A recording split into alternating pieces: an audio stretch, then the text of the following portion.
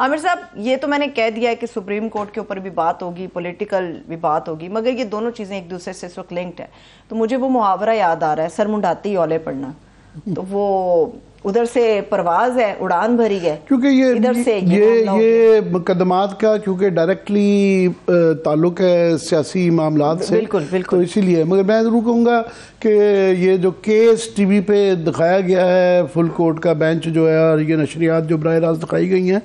इसके बाद जो है ना, लोगों की जो ट्रेनिंग हुई है, अगर उनको LLB की डिग्री नहीं दी जा सकती तो फिर उनको छोटा मोटा डिप्लोमा तो दे देना चाहिए कि लोगों की जो ट्रेनिंग हुई है, सबको ज़ुबानी 191 भी याद हो गया है, 175(2) भी याद हो गया है, और ये ब्ला ब्ला ही हो गया। ओवरऑल जो है एक जो फिल्मी तासुर लोगों का था कि अदालत कैसे होती है वो देख लिया, फिर खुद भी परख लिया, बगैर परखे, बगैर देखे, बगैर सुने लोग कमेंट्स करते रहते थे जजेस में के मुतालिक, तो ये पता चल गया। क्योंकि ये बॉडी लैंग्वेज क्लियरली, और अल्हम्दुलिल्लाह हमारे जज हज़रात ने भी की अपने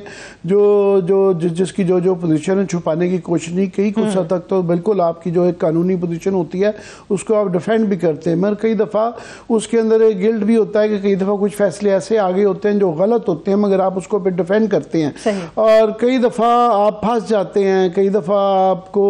अच्छा जज तो वही होना चाहिए आइडली के जो कि फ्लेक्सिबल हो, गलतियाँ होती हैं, दुरुस्तगी भी होती रहती है, हालात भी बदलते रहते हैं, और ये एक इवॉल्विंग चीज़ होती है, ये इर्तिकाई अमल होता है। कानून हालात के मुताबिक तशरीहें बदलती रहती हैं और बदलनी भी चाहिए, इसमें कोई बुराई नहीं, मगर एक कंसिस्टेंसी होनी चाहिए और नीयत ठीक होनी चाहिए। अब ये काफ़ी सारे इस तरह के जो लोगों ने मफरूज़े बना लिए थे आज के फैसले से कि क्लियरली ये था कि जनाब ये बहुत ज़्यादा तकसीम है भी थी, और वो एक पोजीशन क्योंकि ले चुके हुए थे लोग, मगर उसके उस तरह का रिज़ल्ट बिल्कुल एग्जैक्टली उस तरह का नहीं निकला जो कि सोचा जा रहा था कि ये दो कैंप हैं। इधर के कैंप के अंदर फॉर एग्ज़ाम्पल ये जो बुनियादी एक सवाल था इस केस के अंदर, दो बुनियादी सवाल थे। एक ये कि क्या पार्लियामान के पास इख्तियार है कि वो इस तरह का कानून सुप्रीम कोर्ट के रूल्स को बना सके, और दूसरा ये कि क्या उनका बनाया हुआ आइन के मुतसद्दब है या नहीं। तो मैं समझता हूँ मिला जुला फैसला आया। फॉर एग्ज़ाम्पल जो दोनों चीज़ें हुई हैं, एक जो है उसके अंदर उन्होंने जो कानून के अंदर ये चीज़ थी रेट्रोस्पेक्टिव कि ये 1 महीने की जो उन्होंने सनसेट क्लॉज डाली थी कि 1 महीने तक जो है ना तमाम पुराने माजी के 184 3 इयर्स खुद नोटिस जो हुए हैं उनको आप दोबारा ला के वो कर सकते हैं। तो उन्होंने वो उस तरह रेट्रोस्पेक्ट नहीं की, उन्होंने उसको प्रोस्पेक्टिव यानी कि जब से कानून बना है। हाँ, इतना रेट्रोस्पेक्टिव ज़रूर है कि कम से कम मैंने यही तशरीह की है, अभी हमारे कानूनी माहिरीन आ जाएंगे उनसे भी कंफर्म कर लेंगे कि अप्रैल से जब से ये कानून बना है तो ये होगा। तो उसका जो एक सियासी पहलू ये था कि रेट्रोस्पेक्टिव में ये लोगों की, ये नून लीग की खास तौर पे ये आस थी कि नवाज शरीफ साहब का जो आज खुद नोटिस है जिसके अंदर उनकी नाअहली हुई भी आज खुद नोटिस के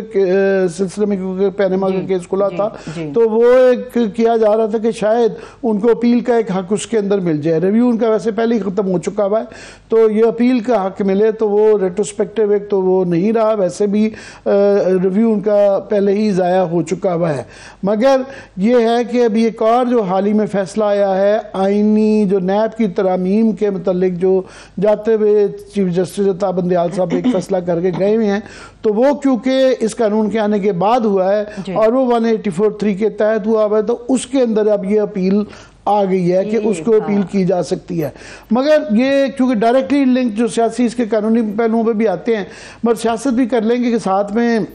क्योंकि नवाज शरीफ साहब वहाँ से अभी बताया जा रहा है कि लंदन से सऊदी अरेबिया के लिए रवाना हो गए हैं, वहाँ से दुबई जाएंगे, दुबई से यहाँ आएंगे। वहाँ ये तस्वीरें देख रहे हैं, एक जो अगेन जो ये तासुर मिल रहा है कि उनको उनकी पजीराई हो रही है। पहले ये बातें हुई कि जनाब उनको पता नहीं ग्राउंड से समझ आई कि उनको वो बेल मिल जाएगी, उनको ज़मानत जो है ना वो मिल जाएगी, प्रोटेक्टिव बेल मिल जाएगी। मगर इसके अंदर एक जो सियासत के साथ एक मिला हुआ पॉइंट एक नया उठा है कि क्या इस मुकदमे के आज के फैसले से उनको कोई रिलीफ मिला है या नहीं मिला। कि ये नाअहली वाला, तो सलमान अकरम राजा साहब ने एक 2-3 प्रोग्राम्स के अंदर ये एक पॉइंट रेज किया है कि उनको उनकी नाअहली तो इसके ज़रिए ख़त्म नहीं होती, कि नाअहली तभी ख़त्म हो पाएगी जब सुप्रीम कोर्ट दोबारा जो है इसी फैसले को 7 मेंबर का बेंच था तो लार्जर बेंच 9 मेंबर के बेंच के 62(1)(f) के तहत जो कि फैसला हुआ, जो कि बड़ा कंट्रोवर्शियल फैसला है कि ताहयात नाअहली का जब तक वो उसको रिवर्स नहीं करेगी तो रिवर्स नहीं हो सकता। मगर क्योंकि इस दौरान में जाते हुए ये जो हुकूमत थी PDM की, ये इलेक्शन के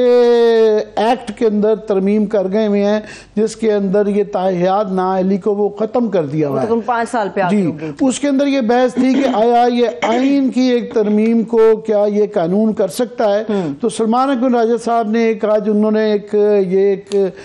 थ्योरी पेश की है जो कि बड़ी प्लॉजिबल है। उन्होंने कहा जनाब ये अब होगा क्या कि इस बात का इम्कान हो सकता है कि क्योंकि रिटर्निंग अफसर के बाद अगर वो आएँ और इलेक्शन लड़ना चाहें, प्रोवाइडेड कि उनकी कन्विक्शन भी ख़त्म हो जाए। याद रहे कि अभी उन पे ये नाअहली के अलावा असल जो उनकी डिस्क्वालिफिकेशन है वो क्योंकि कन्विक्टेड हैं, जब तक वो नहीं दूर होगी तो वो इलेक्शन नहीं लड़ सकते। प्रोवाइडेड कि ये दूर हो जाए और इलेक्शन के मौके पर जनवरी तक वो अगर पेश हों तो रिटर्निंग अफसर जो है उसके इख्तियार में आ जाता है कि उसने, वो खुद अदालत नहीं है तो वो फैसला नहीं कर सकता कि क्योंकि कानून में इलेक्शन कमीशन के तरमीम आ चुकी भी है तो उसके मुताबिक वो एक्सेप्ट भी कर सकता है। चलिए जरा लीगल बहस में शामिल करते हैं। इस वक्त माहिर कानून बैरिस्टर सलाउद्दीन साहब ने हमें ज्वाइन किया। बहुत शुक्रिया बैरिस्टर साहब, थैंक यू सो मच आपके वक्त के लिए। जी बहुत सलाउद्दीन साहब आपका टाइम देने का बहुत बहुत शुक्रिया। आपके हम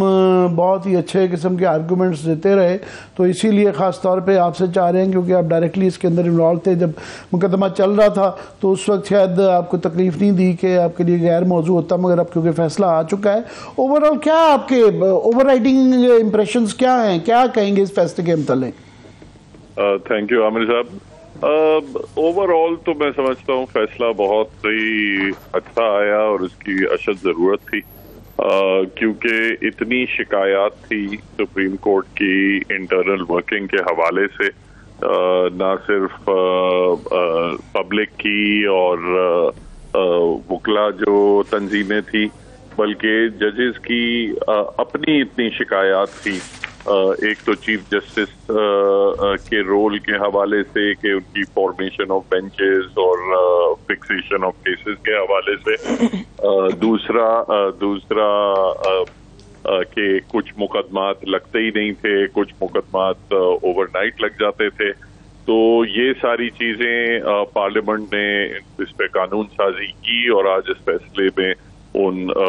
उस कानून को अपहोल्ड किया। तो वो मैं समझता हूँ वो सुप्रीम कोर्ट के लिए और लिटिगेंट्स के लिए, पब्लिक के लिए एक बहुत अच्छा एक कदम है।